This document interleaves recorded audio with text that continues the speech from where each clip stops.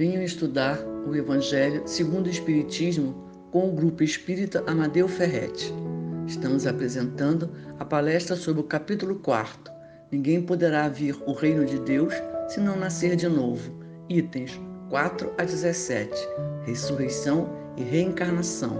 Pelo expositor Jorge Luiz Ribeiro, do Centro Espírita Discípulos de Jesus. Olá, é um prazer, uma alegria estar aqui com vocês, amigos e companheiros de trabalho do Centro Espírita Amadeu Ferretti.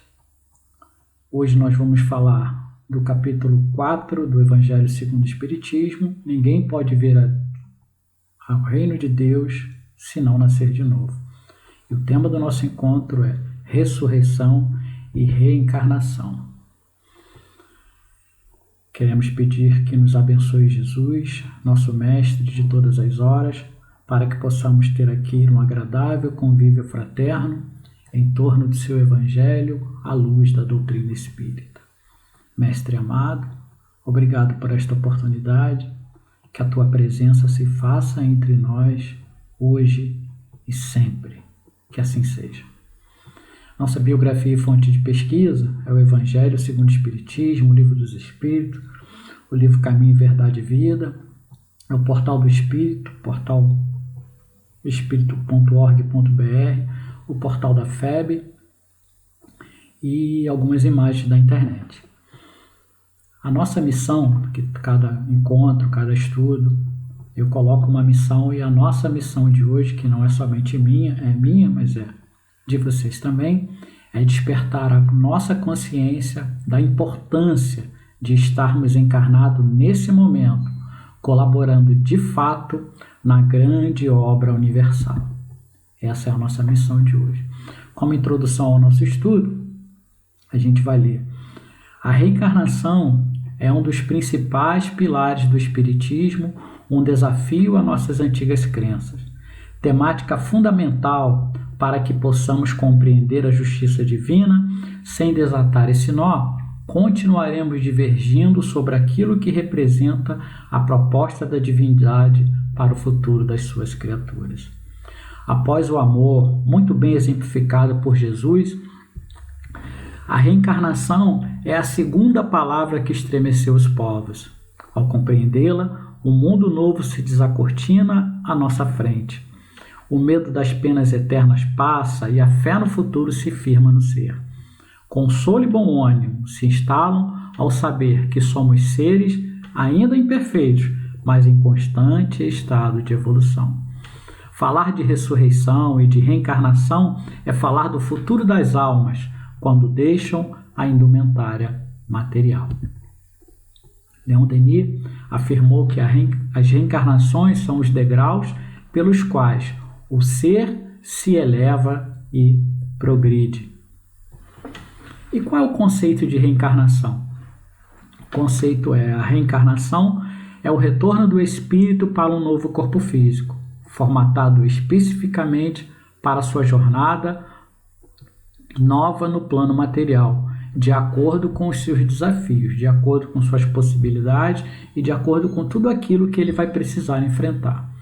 Esse novo corpo físico pode ser totalmente diferente da existência do corpo anterior, possibilitando aquele ser a vivenciar experiências diversas e necessárias à sua evolução.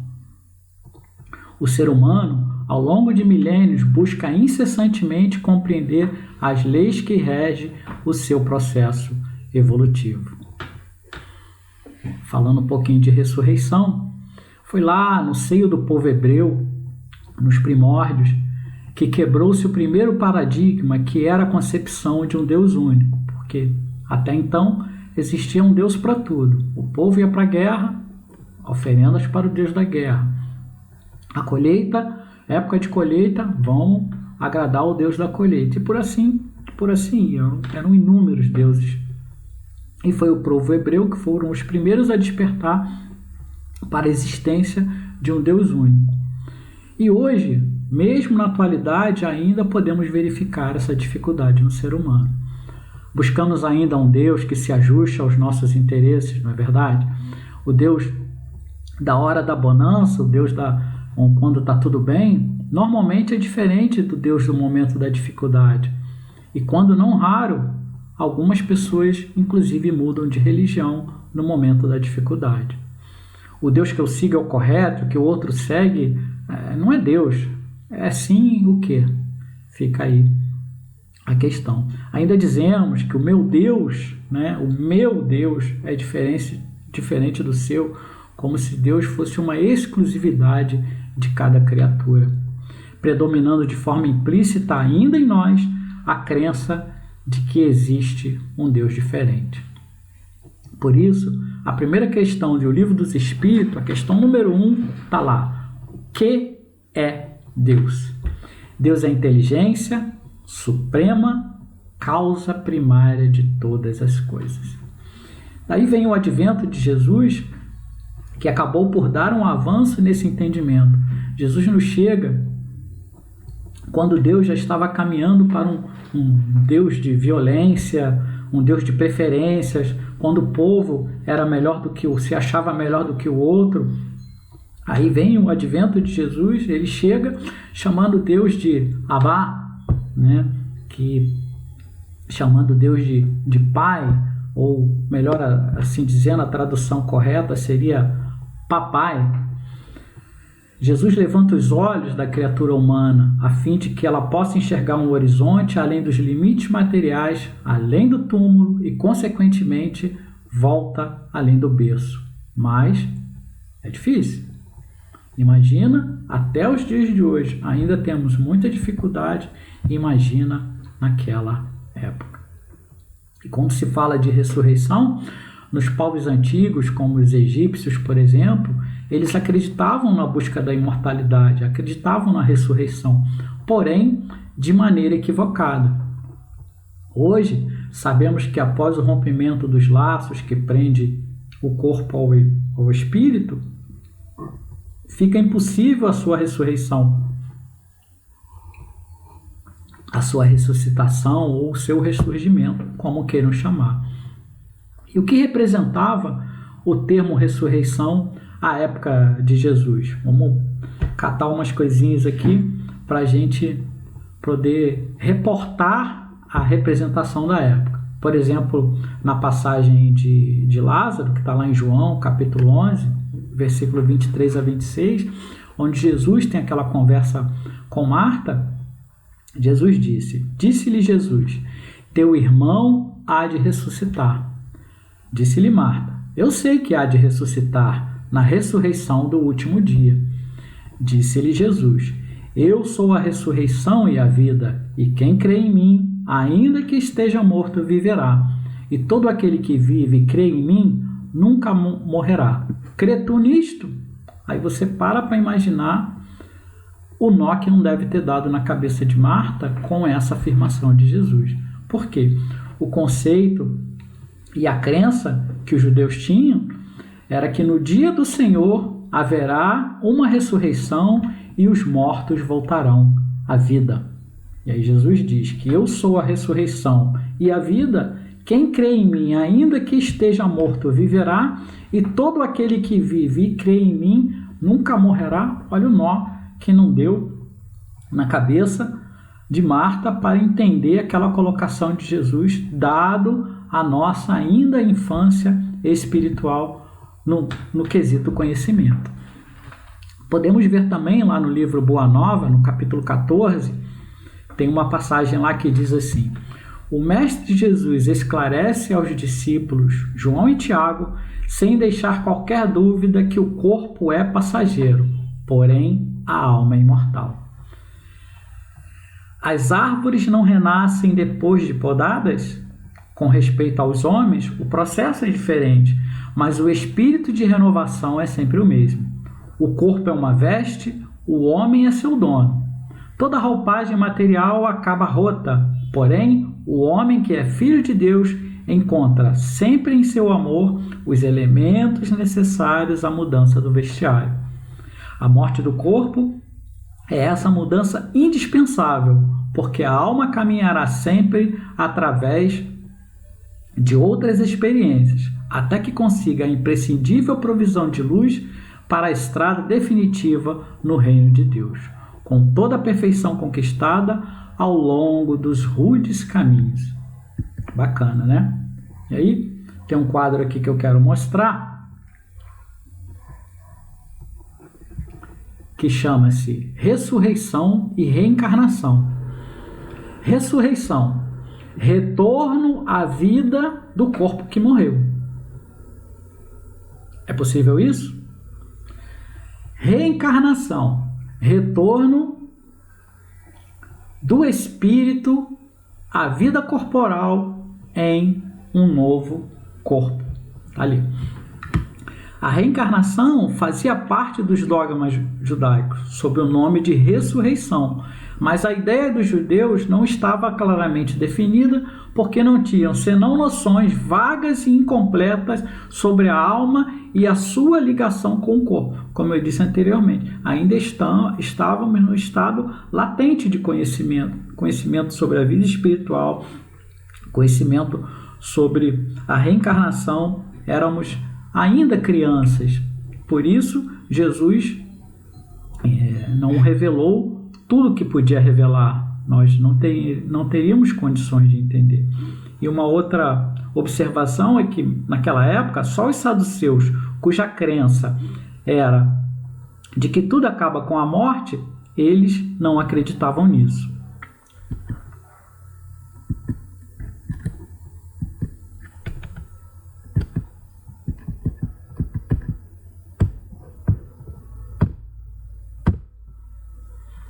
Ressurreição à luz da doutrina espírita. Aí vamos começar a colocar o Consolador prometido por Jesus no meio dessa história.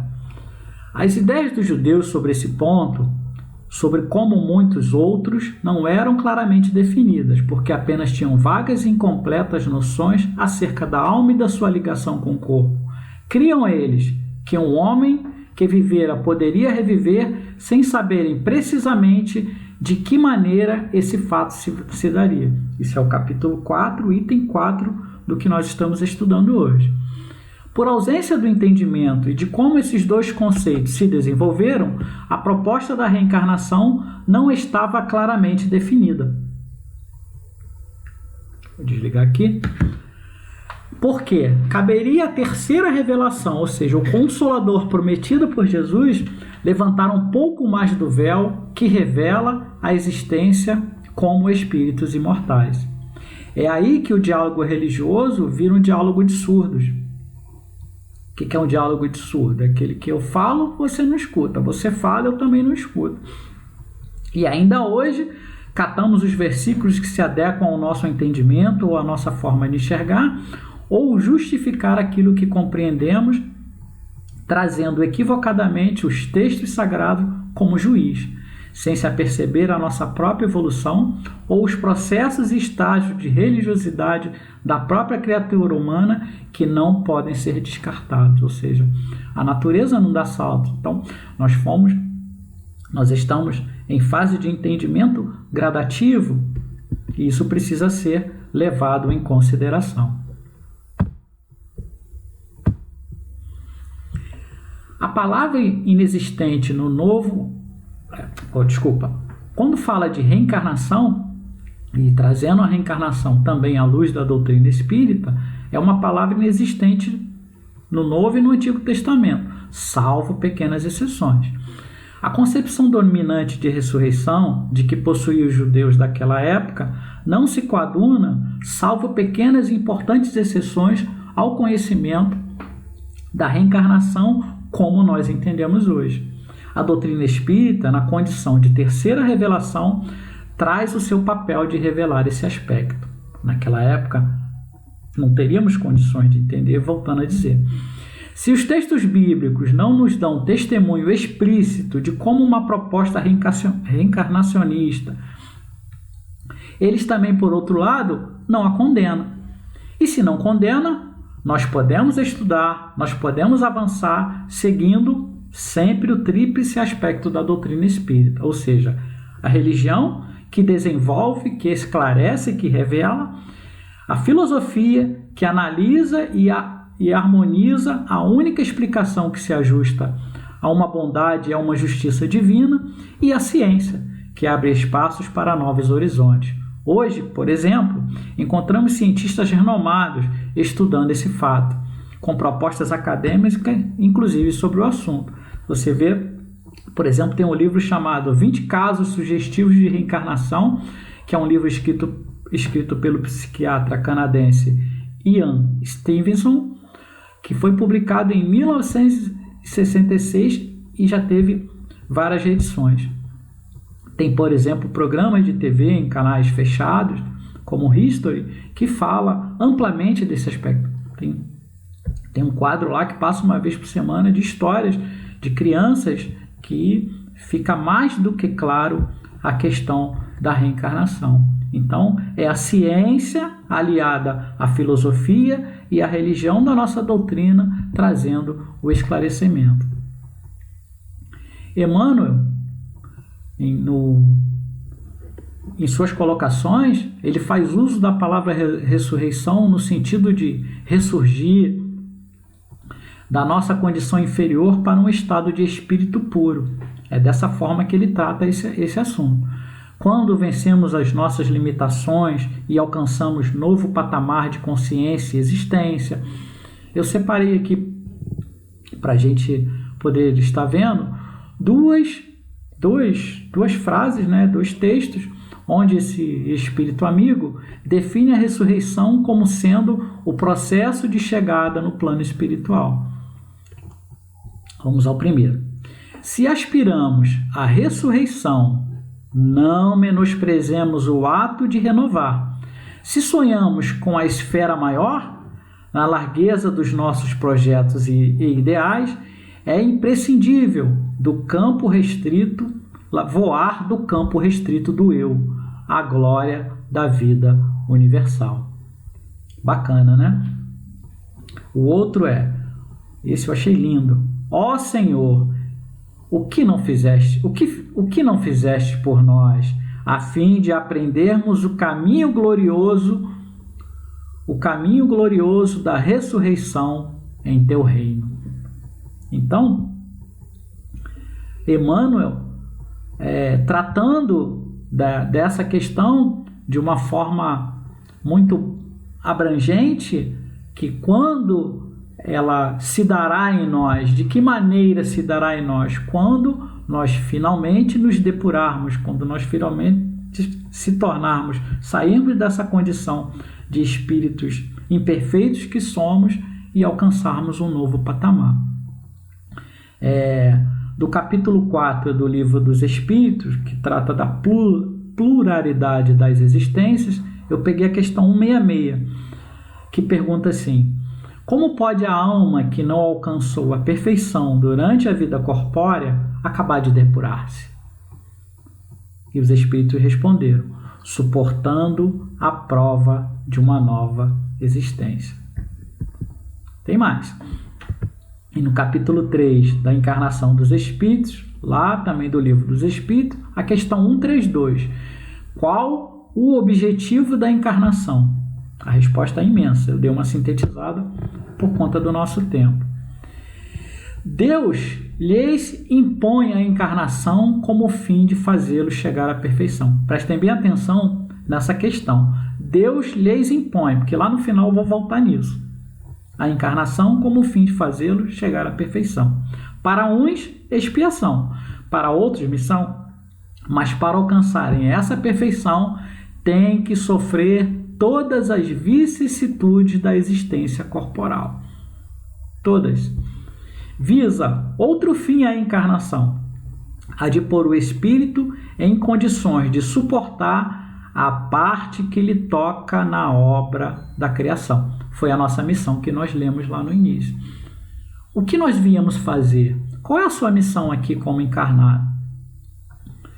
Deus, porém, na sua sabedoria, quis que nessa mesma ação eles se encontrassem um meio de progredir e de se aproximar dele. Que lindo, né?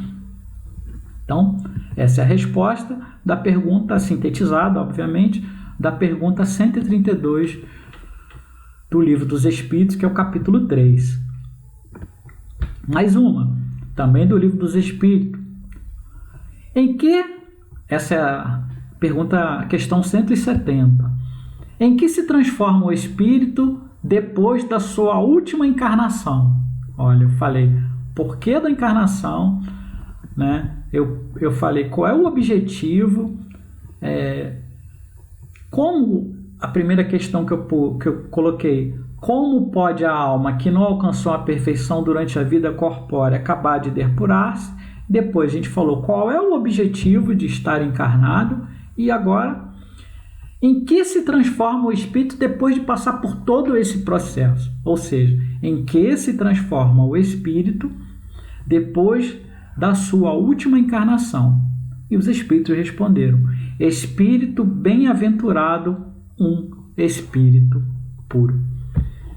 E é por isso que estamos aqui,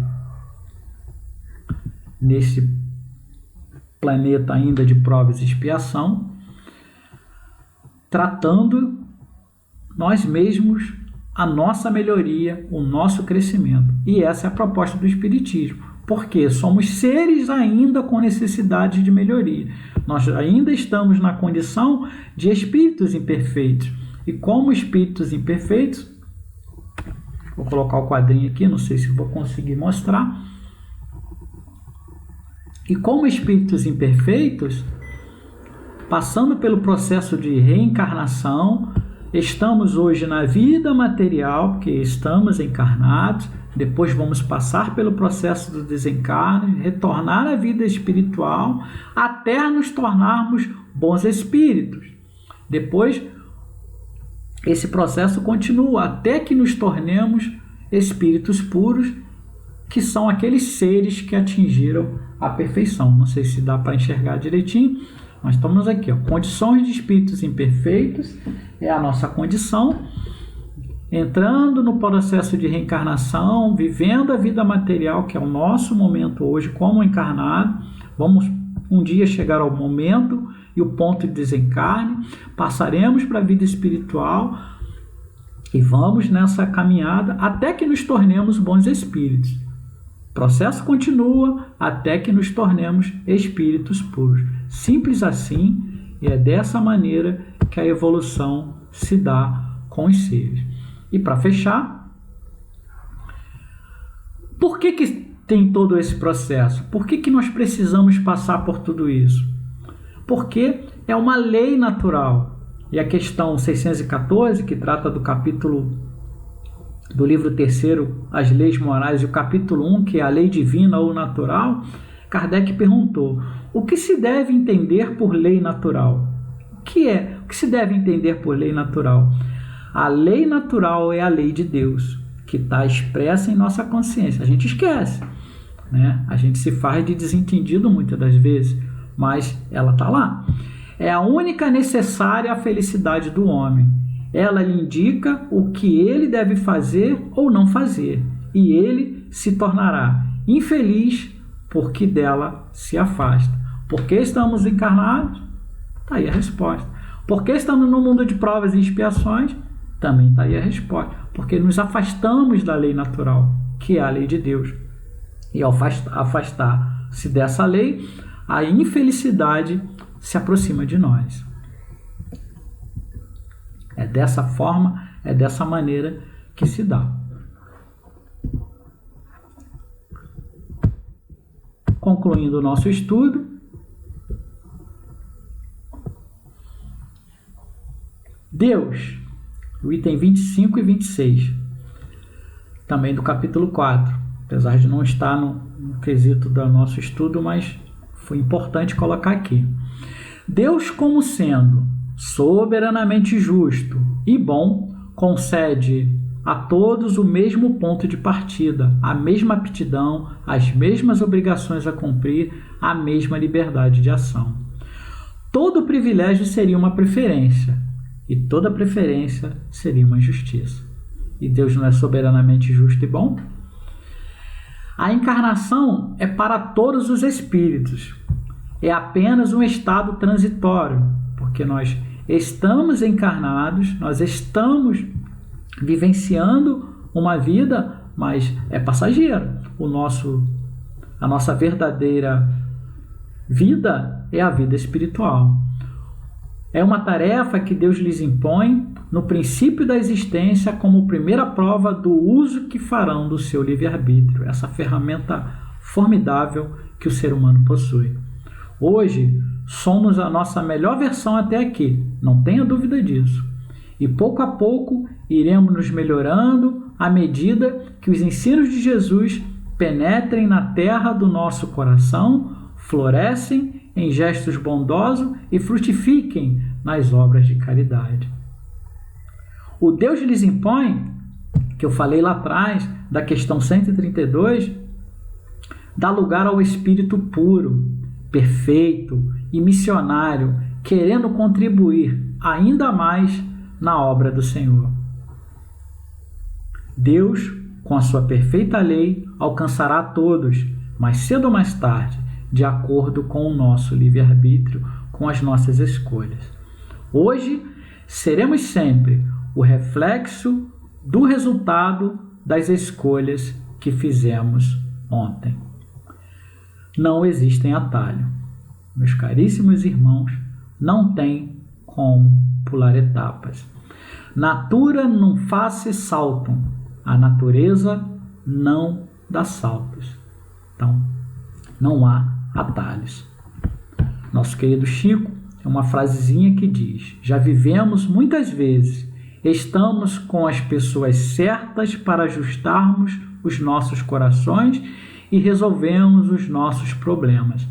Na reencarnação, ou seja, nesse processo de reencarnação, ninguém erra de endereço. Então, você está na família que deveria estar, você está no emprego que deveria estar, você está com a vida que deveria estar. Ah, mas eu não aceito. Ah, mas eu não concordo. Mas ela é necessária à sua evolução. Simples assim. Temos todas as ferramentas ao nosso alcance. Não podemos descuidar. E para mim, na minha humilde opinião, a maior prova da justiça de Deus, a maior prova de sua benevolência para com todos nós, a maior prova de que o Criador acredita nas suas criaturas que somos nós, é a própria reencarnação. E a maior prova de sua justiça, na minha humilde opinião, são eles.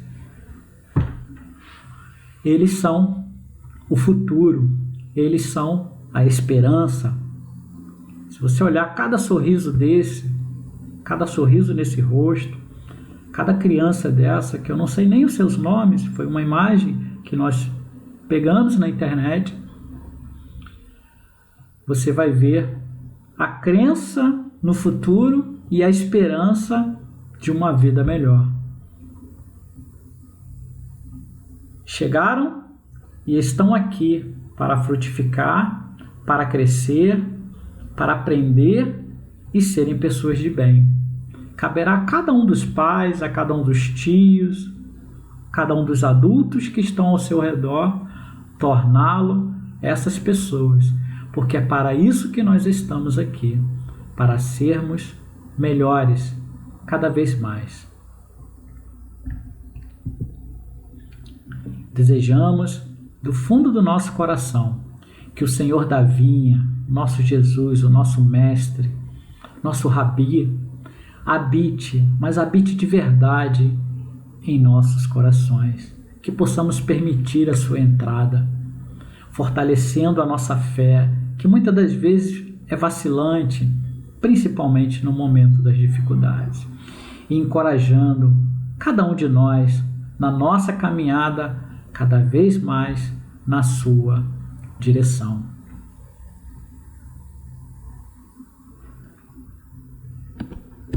E a gente encerra o nosso estudo, o nosso encontro.